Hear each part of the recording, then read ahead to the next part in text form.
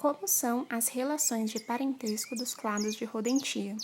A distribuição geográfica dessas espécies confirma ou não esse parentesco. Você conhece os roedores, do reino Animalia, fila dos cordados, classe dos mamíferos e ordem rodentia.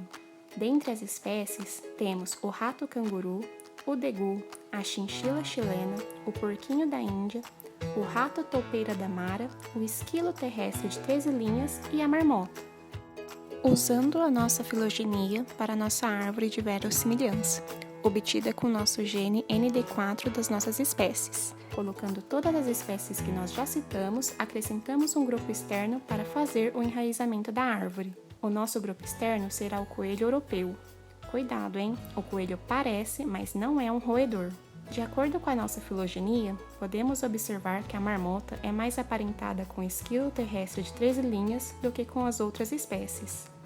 Além disso, as espécies de degu e do porquinho da Índia são mais aparentadas entre si, e essas duas espécies juntas são grupo irmão da chinchila chilena. O degu, o porquinho da Índia e a chinchila juntas são grupo irmão do rato-toupeira da Mara. Este grupo de espécies juntas são grupo irmão do rato-canguru. Agora que já vimos como é a relação filogenética dessas espécies, vamos dar uma olhada em algumas características morfológicas. Todos os roedores da filogenia apresentam pelagem curta, alguns mais densos do que outros, mas em geral, o formato do corpo e a pelagem são características muito semelhantes. O tamanho também é variado. Todas as espécies possuem cauda, que também pode variar de tamanho. A única espécie que perdeu esse caráter foi o porquinho da Índia, então ele não apresenta cauda. Da mesma forma, todas as espécies possuem orelhas externas, sejam elas maiores ou menores. Porém, o rato-toupeira da Mara perdeu essa característica. Todas essas espécies se locomovem usando as 4 patas, mas temos uma única espécie que é bípede, o rato-canguru. Se olharmos para a filogenia, esse parece ser um caráter que se desenvolveu independente nesta espécie, pois ela não se aplica nas demais. Com relação aos dentes, a espécie de rato-toupeira da Mara é a que tem maior variação, com dentes incisivos enormes, que tem muito a ver com seu estilo de vida de escavação. Nós já comparamos a filogenia e algumas características morfológicas. Vamos ver como é a distribuição dessas espécies no mapa. O rato-canguru, em vermelho, está localizado nos Estados Unidos. O degu, em azul, está localizado na região do Chile. A chinchila chilena, em verde, está localizada na região do Chile, Paraguai e Peru. O porquinho da Índia, em rosa, está localizado no Chile, no Paraguai, no Peru e no Equador. O rato-toupeira da Mara, em amarelo, está localizado no sul da África, correspondendo à África do Sul, a Nâmbia, a Botsuana e a Zâmbia. O esquilo, em rosa claro, pode ser localizado na região dos Estados Unidos e do Canadá.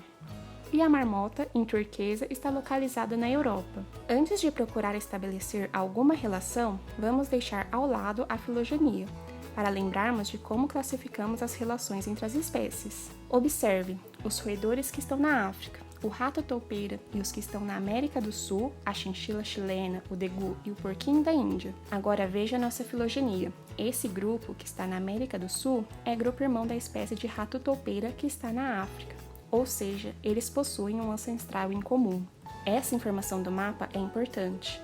O fato de estarem tão longe e, mesmo assim, terem um ancestral em comum nos ajuda a supor que eles estavam em um só lugar há milhões de anos atrás e podem ter se distanciado, seja por um obstáculo físico, como uma montanha ou um rio, por migração da parte de um grupo ou interferência de outras espécies, e então se desenvolveram em lugares diferentes e de formas distintas. O mesmo pode ter acontecido com a marmota, espécie da Europa, e o esquilo terrestre de 13 linhas, da América do Norte.